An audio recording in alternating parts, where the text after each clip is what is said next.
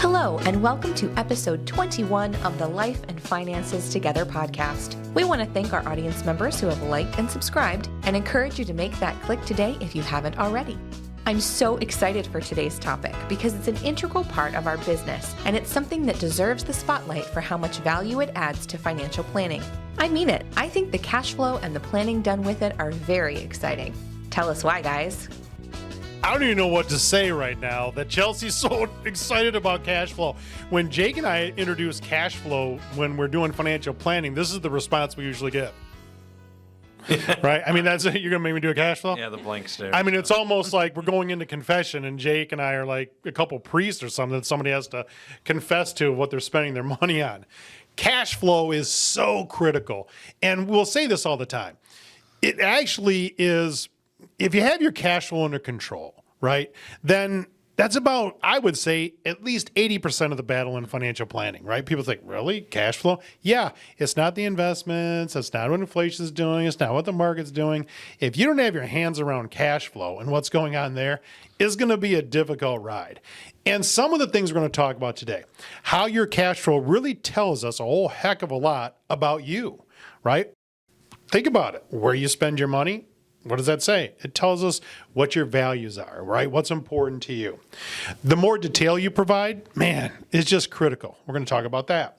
We're going to talk about how prices differ with different types of items and services that you're purchasing, right? The inflation rate's different. We're going to talk about that. Healthcare is a big deal as it relates to that. And then we're talking about planning for, maybe long-term everyday expenses that you incur every single month. And then we're going to also look at, hey, what are the one-offs, right? Because that house, maybe some of the things you're going to have lump sum expenses that are going to come up at some point in time, maybe planned, maybe unplanned. And then we're also going to look at how cash flow changes with different life events, right? If you're not doing that, right, and not looking at all these different things, you're going to get surprised. You're going to get caught on your heels when these things come up. It's called life. So when you're looking at one of the key components, one of the things that Jake and I always say is we're always saying that, hey, right, we're not going to put you on a budget, but where you spend your money tells us a whole heck of a lot about you. Mm-hmm. It kind of reveals where your values are. Some people say, you know what, maybe I want to travel more and I'm just going to spend a ton of money traveling. I don't want to golf. I don't want to do anything. I just want to do travel. Right. Mm-hmm. And you get some of those that say, yeah, we're not going to do that. What we really want to do is I want to stay around here, stay around home. And maybe I want to just hang out with my grandkids and my kids. Well, that's a dramatically different, those two are dramatically different scenarios, right? Travel or, hey, I want to stay around home and hang out with the kids and the grandkids. Mm-hmm. Those expenses are dramatically different. So you need to get your hands around this and understand, what does this look like? And the best thing is to put it down on a piece of paper and just say, hey, this is what I think we want to do. And what's the price tag associated with those different things that we want to do? What's important to us? Everybody's going to be different, right? The rule of thumb that so many people use, hey, you need this much as a percentage of your gross income. Maybe it's 70%, or hey, you're going to spend this on, groceries. You're going to spend this on vacation, whatever that is. Those rules of thumb, they don't apply. You're not going to retire on Friday and change your lifestyle when you wake up the following Monday on your first full day of retirement. It doesn't work that way. It just doesn't. Now, the other thing, too, that we do, there's a lot of detail that goes into how we articulate or calculate what your cash flow needs are. Yeah, and you really need to do it that way. You can't just use a lump sum and say, yeah, I think I spend about $150,000 a year. Right. All right, on what? Right, we're going to talk. You're going to miss some stuff. Yeah, we're going to talk coming up about how different costs have different growth rates associated with them with a proper financial plan. But really, it's more than just breaking it out from that perspective. We need to know all these different categories. We kind of will break down what's discretionary, what's non-discretionary, because all of this can lead to the ability for us to provide better recommendations.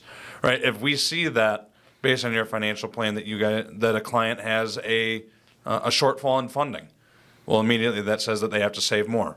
Well, can they save more now? Right. Well, then we would say, well, you've got some discretionary expenses that you could drop off so that you can free up some additional cash flow to save more for retirement.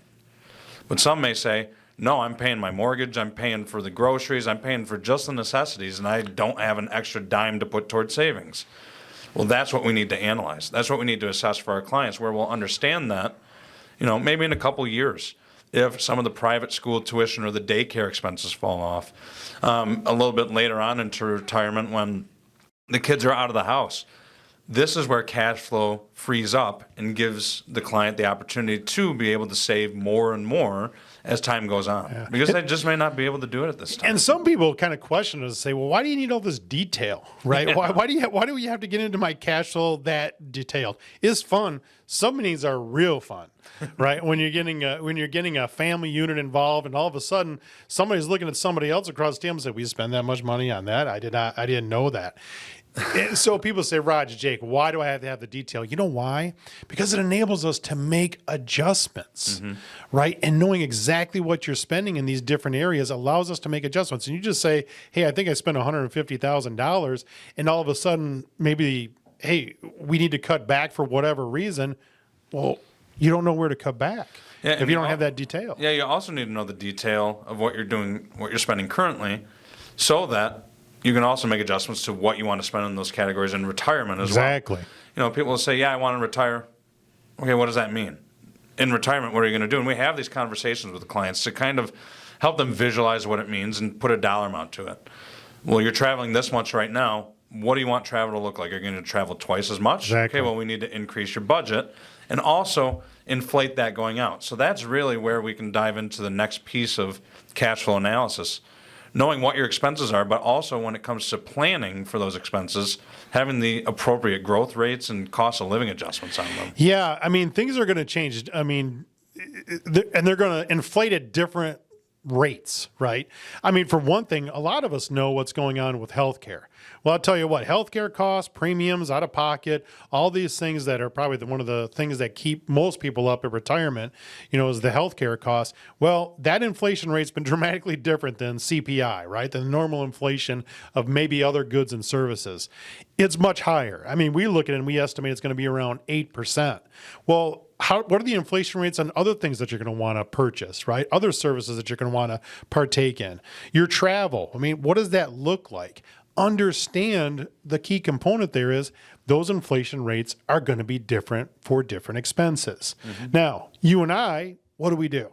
What do we call the medical stuff that we do? Medical Armageddon. We call it medical Armageddon, right? I mean, we're talking about, we look at it and say, maybe it's overkill. We don't think that it is. An 8% inflation rate. I mean, you'll hear that. We always talk about when we're doing the math, which is what we call, we categorize or we describe doing the financial plan. Doing the math, we always are incorporating medical Armageddon, what those healthcare costs are going to be. And there's a lot of uncertainty as it relates to that. So you're going to want to make sure that you're on top of that. And then also, it's hard to predict. And we even have a tough time doing this, right? And clients have a tough time doing it. What about the one-off expenses? Yeah. Right? What happens with that? Yeah, that's where, when it comes to, when we have clients fill out this cash flow, it's kind of your basic, hey, every month, every year, we think we're going to have these expenses. And then life throws you the curveballs. Right. Like you need to replace the roof. You've got a furnace that breaks and you have to replace the furnace. God forbid there's some health-related things. There could be some fun stuff, too. That perfect car that you've wanted from the 1960s is finally available and you can add it to your collection. Right, all these different things, one-off expenses, these all need to be incorporated into your base spending as well, your base cash flow, because it all goes together. There's a lot of advisors that will use just a rough number for the regular expenses, and then do some of these one-off expenses too. Goals-based planning is what we refer to that as. Well, you still need the detail along with some of those goals. Some of them may be anticipated expenses, some are unanticipated. But these are all things that we need to factor some of that wiggle room into your financial plan. So we'll often look at that with clients. We know what the knowns are, the known expenses, and we determine what their wiggle room is. And we'll say, hey, you can spend approximately this much more per year for every year of your retirement and still have a certain amount left over that we kind of deem as comfortable. And that's where a lot of those unexpected expenses will pop up. And that's another one of our key phrases too, is what's my wiggle room number? Jake, Raj, what's the wiggle room number? Well, we can put down on a piece of paper in a spreadsheet. Now, we don't just put a piece of paper. It's on a spreadsheet now. But we can put that down and try to document the best we can. But I'm going to tell you one thing. We miss stuff, right? We don't always account for everything. I don't even think the majority of people kind of balance their checkbook anymore. I don't think they do that. Yeah, it's called Venmo, Roger. Yeah, I said I asked Jake if he had a check the other day, and he's like, "Checks? What's a check?" I mean, and my wife goes, "I don't use checks anymore." So I'm like, "Well, I use checks." But anyway, when you're looking at that, you're saying, "Hey." You look at this and expenses are going to change, right? They're going to change with different life events as well. And you're going to want to make sure that you understand what those changes could be. It's so hard to quantify them. It's so hard to make sure that, hey, we understand what these different changes will be. That wiggle room number that we calculate just means that, hey, here's how much more that you could spend without putting yourself in harm's way, right? And hopefully in your financial plan, there is a little bit more left over from what we've put together in the development of your cash flow and the development of your retirement projections. But this wiggle room number is just absolutely key. It's so important. The other part of this too, though, is when these life events change, when these things come at you, understanding how expenses will differ, right? And we're not just talking about these lump sums that we just got done talking about, right? These unexpected expenses. We're talking about life events. Yeah. If somebody passes away, if we have a long-term care event, right? I mean, those are things we have to budget for. Yeah, clients don't really like having these discussions, right? It's just like getting their estate planning documents done. No one likes to discuss their own mortality, but it's things that you have to think about. And we'll have these detailed discussions with clients because we will detail out what their vacation budget ideally is going to be when they're both together. We'll discuss the selling of the current home and buying the dream retirement residence, right? These are things that in their base plan where they're both living until 90, that's part of the picture. Well, then we unfortunately run the scenarios, the stress test of premature death, where we say, okay, God forbid one of you passes, what is this going to look like? Are you still going to double this vacation budget? Are you still going to do the home remodel? Are you still going to buy the vacation home? Or is that going to be too much for one of you to handle? So that's why the more detailed, the better. So we can actually talk about and have, even though they're unpleasant, they're necessary discussions to have. So it's that, but it's also long-term care is another main stress test that we run for clients where, that can change some life expenses too. Yeah, and even on the long-term care component of it, when we look at that stress test, actually people will say, well, Jake, Raj, let's run the stress test with both of us in the nursing home. Well, in actuality, what we think is it's worse that if one is in and the other spouse is not. Because why? Well, we got to take care of the spouse with a long-term care expense, but we got to take care of this lifestyle, the home and everything else that goes along with it outside of that nursing home, right? For the spouse that's not affected by some illness or, or a health event. So we look at the stress test, and a lot of times we do a little overkill, right? We look at it and say, all right, one of the spouses goes into a nursing home, and Jake and I say, all right, what we're going to do here in our assumption is we're going to keep the lifestyle needs still based upon two people, as if they were both healthy.